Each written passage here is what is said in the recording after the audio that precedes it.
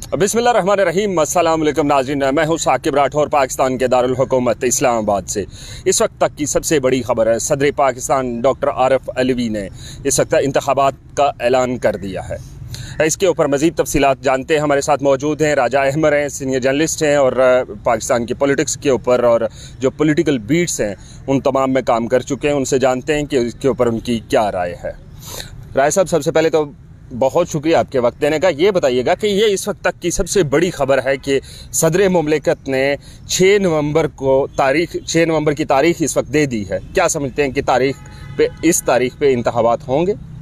साकिब साहब, बहुत शुक्रिया आपका। वो कहते हैं ना कि कुफर टूटा खुदा खुदा करके, तो हमें भी इस खबर का इंतज़ार था कि काफ़ी अरसे से देख रहे थे। मुल्क आइनी बहरान का शिकार है, तो बड़ी खुशाइन बात है। मुल्क के अंदर इलेक्शन होना चाहिए क्योंकि इस वक्त इसकी अशद ज़रूरत है। इसके अलावा कोई हल नहीं है, तीसरा हल नहीं है। गो कि मैं आपको बताता चलूँ कि दीगर जो सियासी जमातें हैं वो इससे भागने की कोशिश कर रही थी कि इलेक्शन से अभी कुछ अरसा वेट किया जाए। कोई कह रहा था नवंबर में हो, कोई कह रहा था ऐसे हो ऐसा हो। तो सियासी जमातों के अंदर भी इख्तलाफ राय पाया जाता था। लेकिन आज एक दबंग किस्म का ऐलान है ये सदर आरिफ अलवी की जानिब से कि इलेक्शन करवाए जाएँ, नवंबर के अंदर करवाए जाएँ और फिल 4 करवाए जाएँ। ये आप क्या समझते हैं कि सदर मुमलिकत से जिस तरह का उनका मिजाज है, इस तरह की उम्मीद थी कि इस तरह का कोई आप वो फैसला करेंगे या ऐलान करेंगे या कोई ख़त लिखेंगे? आपकी मज़ेदार बात में मुझे मज़ेदार शेर याद आया कि तू इधर उधर की बात ना कर, ये बतला कि काफिला क्यों लुटा, हमें राहज़नों से गिला नहीं, तेरी रहबरी का सवाल है। मैं बजाते खुद उनसे उनकी शख्सियत को देखते हुए इतना दबंग किस्म का ऐलान एक्सपेक्ट नहीं कर रहा था कि ऐसा होगा। लेकिन जब ये खबर मुझ तक पहुंची, देखी मैंने ये खबर, तो मैं बड़ा खुश हुआ इस बात से। और बड़ी जैसी उनकी शख्सियत है उस पर ये वैसे लग रहा था कि नहीं है, लेकिन जब हमने कंफर्म किया तो बड़ी मेरे चेहरे के ऊपर आपकी तरह जैसे मुस्कान आई कि यार वाकई में ये अच्छी खबर है। और उनकी शख्सियत के साथ मैचिंग तो नहीं थी, लेकिन अच्छी खबर है। फिलहाल पाकिस्तानियों के लिए अच्छी खबर है। और मुल्क जो इस वक्त आइनी बहरान के अंदर डूबा हुआ है, दीगर आप हमारी इकॉनमी को, हर चीज़ को देख लें, इलेक्शन ना होने की वजह से बहुत सी चीज़ें तनज़्ज़ुली का शिकार थी। तो ये बड़ी अच्छी खबर है। इस वक्त सदर पाकिस्तान का ताल्लुक जो था साबिक, वो पाकिस्तान तहरीक इंसाफ से थी और इस वक्त पाकिस्तान तहरीक इंसाफ के ऊपर बड़ा कड़ा वक्त चल रहा है। सदर मुमलिकत के इस फैसले के बाद उनके जो मुखालिफिन हैं, तहरीक इंसाफ की जो अपोजिशन है, उनके ऊपर क्या गुजर रही होगी इस वक्त?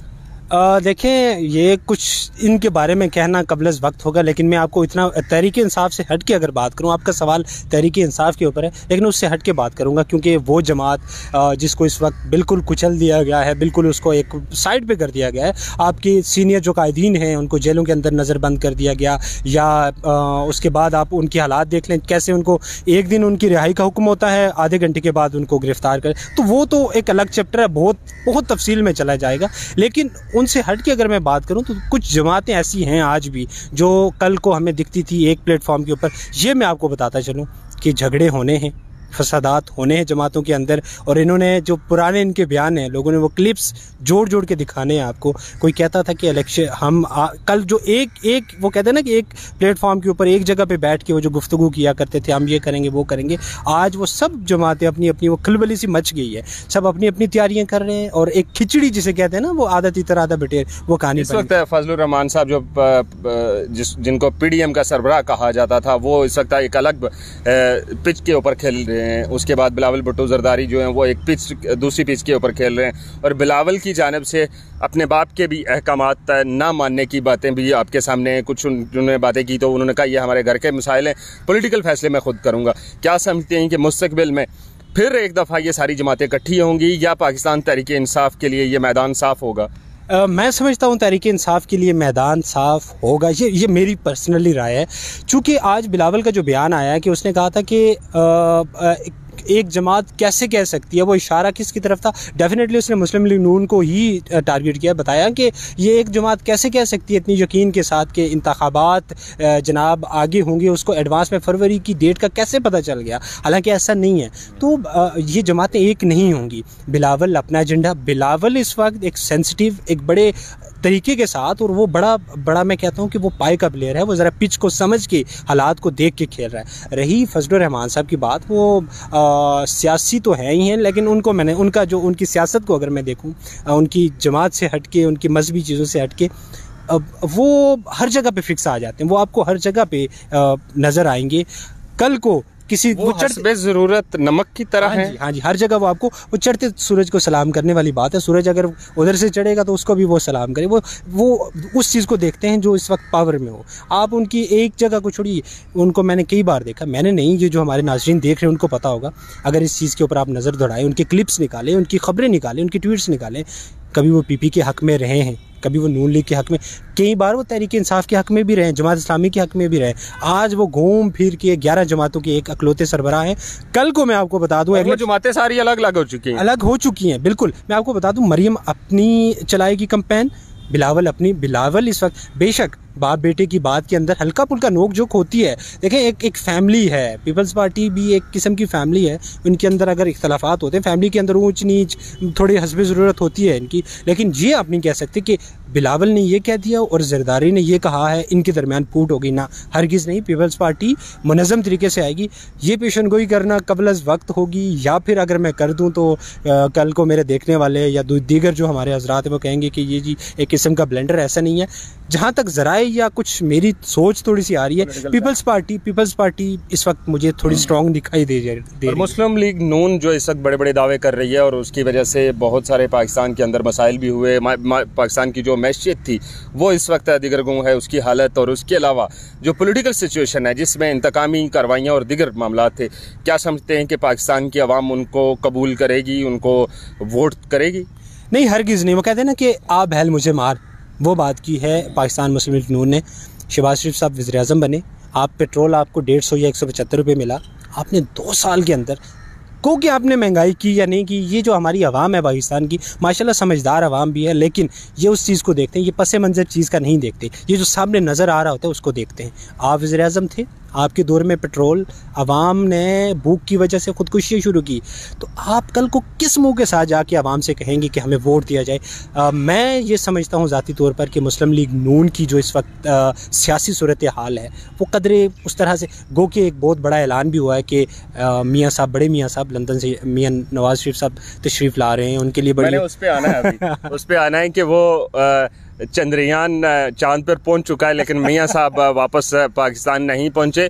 हम इसको शायद अज़राए तफन्नुन हमने बात की, लेकिन ये एक संजीदा बात अगर की जाए इसके ऊपर, तो उन्होंने एक 50 रुपये का स्टाम्प पेपर दिया था कि मैं जल्द वापस आऊँगा। उस जल्द वापस आने को अभी साल लग गए और वो नहीं पहुँचे। और पीछे मरियम और शहबाज शरीफ के दरमियान के जो इख्तलाफात थे, जो पोलिटिकल इख्तलाफात थे, वो अपनी जगह पे, लेकिन इस वक्त जो तहरीक इंसाफ का कारकुन घर के अंदर छुपा बैठा है, वो इस जो सदर मुमलिकत की जानिब से एक ख़त लिखा गया, इसके ऊपर वो क्या समझते हैं कि वो बाहर निकलेगा? अब पॉलिटिकल जो एक्टिविटीज़ हैं वो स्टार्ट हो जाएंगी एक बार फिर से? होनी चाहिए। और अगर आप पाकिस्तान तहरीक इंसाफ के कारकुन की बात करेंगे तो ये मैं आपको ज़ाती तौर पर ऑथेंटिक इन्फॉर्मेशन दे सकता हूँ कि हर दूसरा बंदा डरा हुआ, सहमा हुआ बैठा है।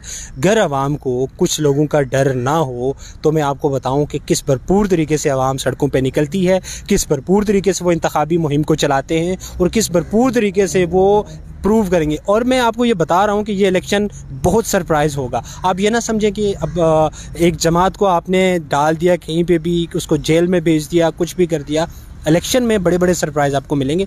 जहाँ तक रही मियाँ साहब की बात, उनने तो स्टाम्प पेपर पे सरप्राइज़ पे आते, सरप्राइज़ कहीं आप ये तो नहीं कह रहे कि एक दफ़ा फिर जो इससे पहले था पंजाब PTI और KP PTI और मरकज़ के अंदर मखलूत हुकूमत, इस तरह का कुछ देखने को नहीं मिलेगा? साकिब देखिए, मैंने आपको पहले कहा था कि खिचड़ी पकती हुई नज़र आ रही है।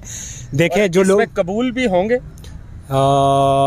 ये कहना, ये मैं कोई कॉन्फिडेंस के साथ नहीं कह सकता कि कबूल होगी या नहीं। अब मकबूलियत और कबूलियत में फ़र्क है, बिल्कुल फ़र्क है, मैं समझता हूँ। लेकिन इससे पहले कि मैं आपके इस जवाब के ऊपर बढ़ूँ, आपने बड़ी मज़े की बात की थी कि मियाँ साहब की आमद है, एक फ़र्क पड़ेगा, एक जो आपका वोटर है उसके ऊपर ये फ़र्क पड़ेगा, क्योंकि नवाज़ शरीफ साहब को वोटर बड़ा पसंद करता है मुस्लिम लीग नून में। और मुस्लिम लीग नून पिछले अरसे में आप देखें बड़ी ही तनाज़ली का, उसमें एक बंदे की वजह से, अब शाहिद खान अब्बासी साहब को देख लें, मैं दावे से नहीं कह सकता या मैं यकीन से नहीं कह सकता कि वो आमदा इलेक्शन में मुस्लिम लीग नून की तरफ से लड़ेंगे या वो टिकट लेंगे, क्योंकि उन्होंने ये कहा है कि मैं कायद के साथ हूँ, मुझे नवाज शरीफ की रिस्पेक्ट करता हूँ, मेरे कायद हैं, सारी बात है।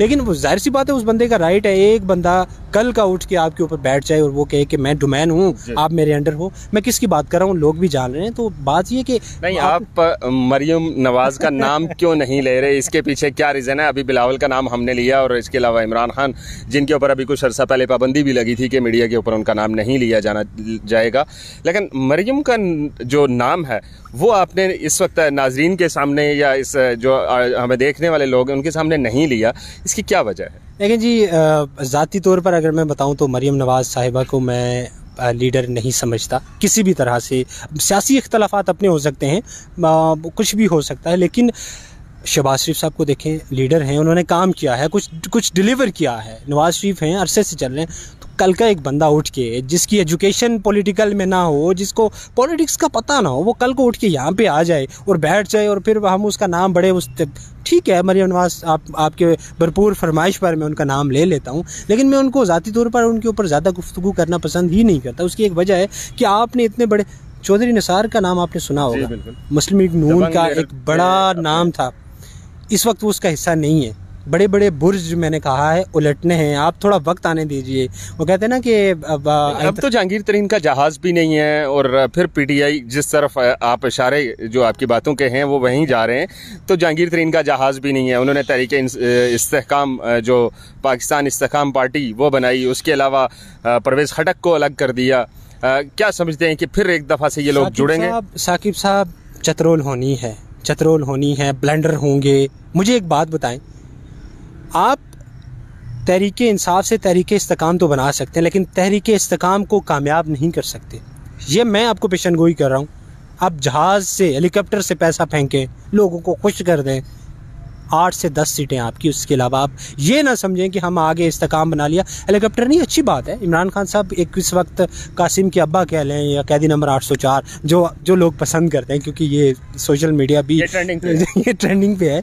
तो इमरान खान को आप ये कह लें कि इसके साथ से जहाज़ वाले चले गए, हेलीकॉप्टर नहीं है, उसको बिल्कुल फ़र्क नहीं पड़ता।